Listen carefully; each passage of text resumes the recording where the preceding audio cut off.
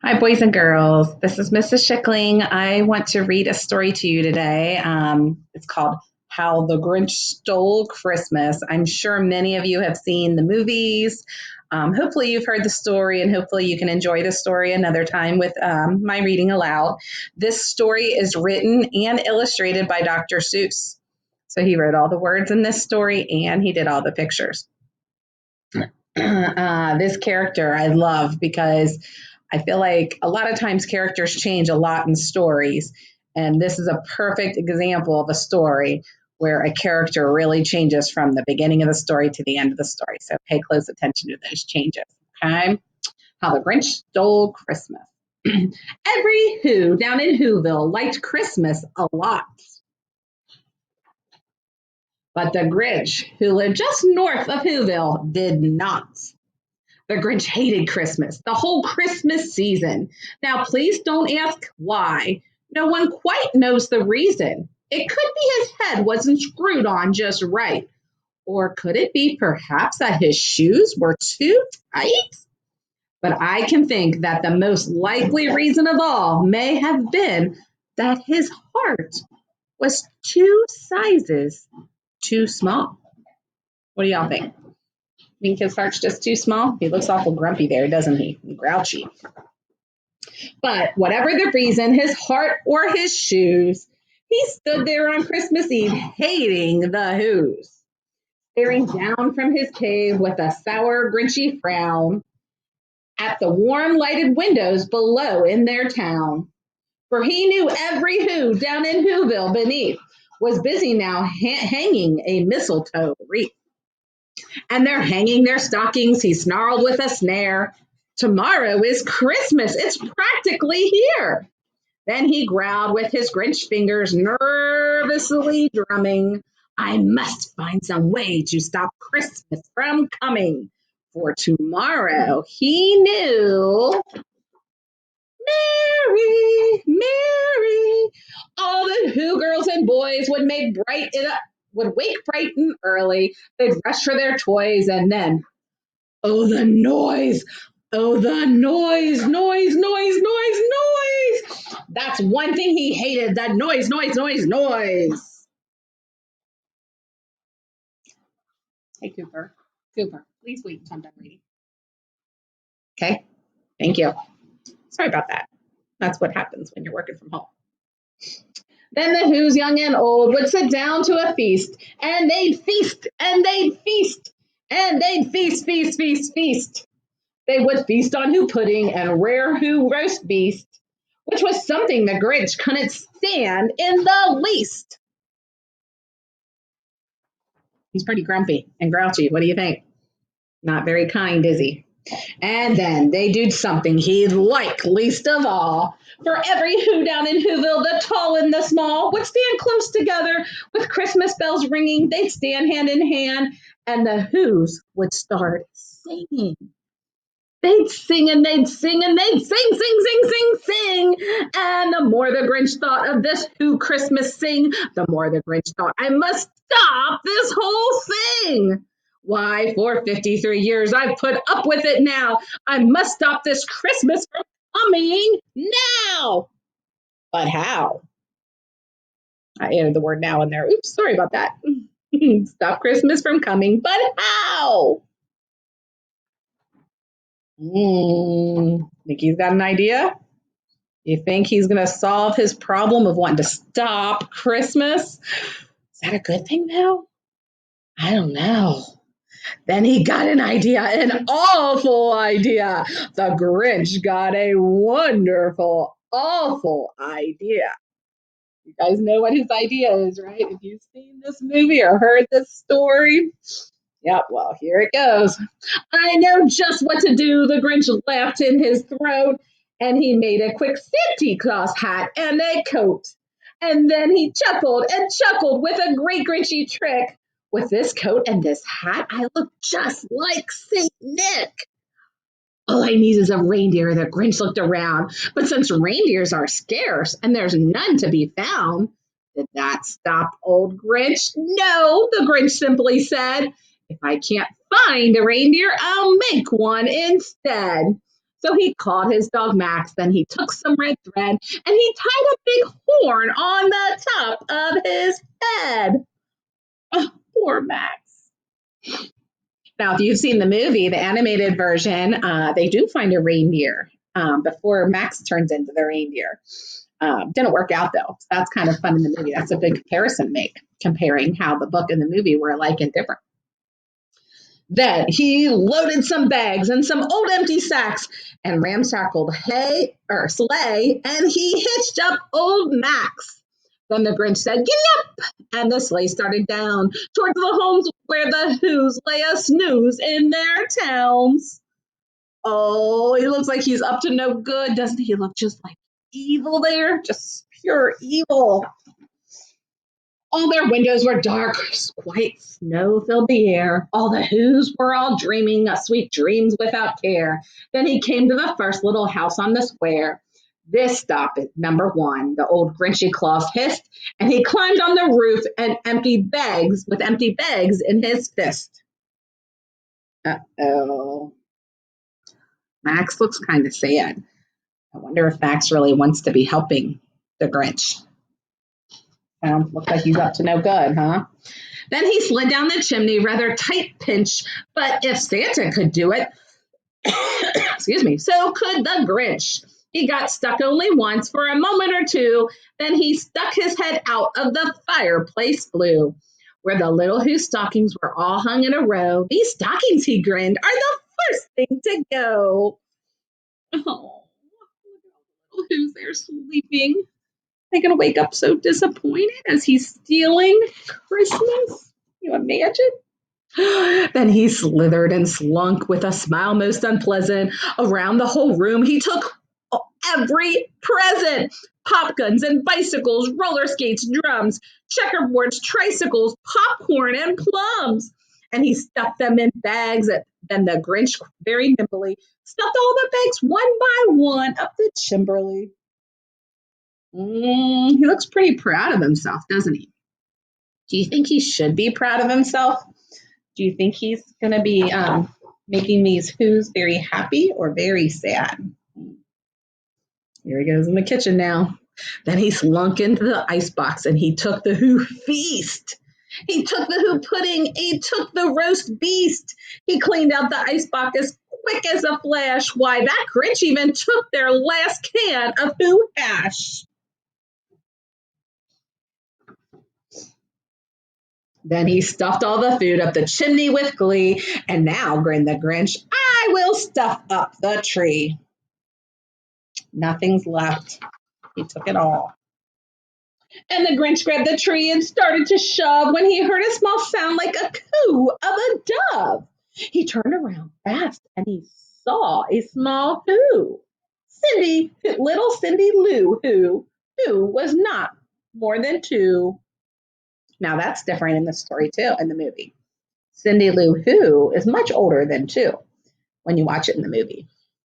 The Grinch had been caught by this tiny Who daughter who'd got out of bed for a cup of cold water. She stared at the Grinch and said, Santa Claus, why? Why are you taking our Christmas tree? Why? You think Santa will change here? It's not really Santa, it's the Grinch, right? Is this where our character finally changes and isn't so unkind and mean? Maybe, let's see. But you know that old Grinch was so smart and so slick, he thought up a lie, and he thought it up quick. Why, my sweet little tot, the fake Santa Claus lied. There's a light on the tree that won't light on one side, so I'm taking it home to my workshop, my dear. I'll fix it up there, then I'll bring it back here. That's not very kind. He's not being truthful there, is he? And his fib fooled the child. Then he patted her head, and he got her a drink and sent her to bed. And when Cindy Lou Who went to bed with her cup, he went to the chimney and stuffed the tree up. So Cindy Lou believed him, huh? He's just fixing her tree. Let's see what happens. Has he changed yet? No, he's even worse. Now he's lying on top of it all, right? Then the last thing he took was the log for the fire. Then he went up the chimney himself, the old liar. On their walls left nothing but hooks and some wire. And the one little speck of food that was left in the house was a crumb that was even too small for a mouse. The mouse there's not even taking it. So the Grinch left nothing. Then he did the same thing to the other whose houses, leaving crumbs much too small for the other who mouses. Look how happy he looks. It makes me very sad that someone would get so much happiness out of taking something from others. Is that what Christmas is really about? It was 1:15. All the who's still in bed. All the who's still a snooze when he packed up his sled. Packed it up with their presents, the ribbons, the wrappings, the tags, and the tinsel, the trimmings and trappings. Everything all packed up. Has he changed yet? He's even worse. Look what he's about to do. It's going to make it all crash, you think, on the other side of the mountain? 3,000 feet up high on the other side of Mount Crumpet, he rode with his load to the tip top to dump it. Pooh, pooh, said the Who's as he was grinchiously humming. They're finding out now that no Christmas is coming. They're just waking up. I know just what they're due. Their mouths will hang open a minute or two. Like that, you think? Then the Who's down in Whoville will all cry, boo-hoo. Is he excited for them to be shocked and to cry and to be sad that Christmas was stolen from them? Let's see what happens. Grinch is still just as bad as ever. Didn't I tell you he was going to change in this story? Not yet, huh? Here he is, still looking evil as ever. That's a noise, grinned the Grinch, that I simply must hear. So he paused, and the Grinch put his hand to his ear. And he did hear a sound rising over the snow. It started out low, and it started to grow. Can you guess what it is? Make a prediction. If you haven't heard this story, what do you think is the sound that the Grinch is hearing? Go ahead and share it now. If you've heard this story, you remember. But the sound wasn't sad. Why, this sound sounded merry. It couldn't be so, but it was merry, very. He stared down at Whoville. The Grinch popped his eyes. Then he shook. What he saw was a shocking surprise. Look at his face. Is he completely shocked here? He's expecting to hear everyone crying and sad and just yelling and upset. Is that what he's hearing? Let's see. Every who down in Whoville, the tall and the small, was singing without any presents at all. He hadn't stopped Christmas from coming. It came. Somehow or other, it came just the same. Oh, that part of the story always gives me goosebumps because it makes me so happy. Look at all the who's there. Can you see what they're doing? They're hand in hand and they're singing. They're not sad. And the Grinch, with his Grinch feet ice cold in the snow, stood puzzling and puzzling. How could it be so? It came without ribbons. It came without tags. It came without packages, boxes, or bags. He puzzled 3 hours till his puzzler was sore. Then that Grinch thought of something he hadn't thought of before. Maybe Christmas, he thought, doesn't come from a store. Maybe Christmas, perhaps, means a little bit more. Is the Grinch changing here? He's thinking and thinking and thinking, So it doesn't come from a store. That means it's not something you can buy. It's not something that you're going to get. Let's see. And what happened then? Well, in Whoville, they say that the Grinch's small heart grew 3 sizes that day. And the minute his heart didn't feel quite so tight, he whizzed with a load through the bright morning light, and he brought back the toys and the food for the feast, and he, look at him coming down the hill. Oh my goodness, him and Max with all the Christmas stuff. Let's see what happens. He himself, the Grinch, carved the roast beast. Oh, so we definitely now see in how the Grinch stole Christmas that the Grinch started off, and for most of the story was very unkind and just wanted to take everybody's happiness away. And at the end, when he realized really that the Who's weren't selfish, the Who's really just wanted to celebrate and be together, that maybe that's not what Christmas is really all about, just getting gifts. And it's more about giving to others or being with others and spending time with others and being thankful for what you have and being thankful for who you have in your life. So I hope you see how much the Grinch changed in this story.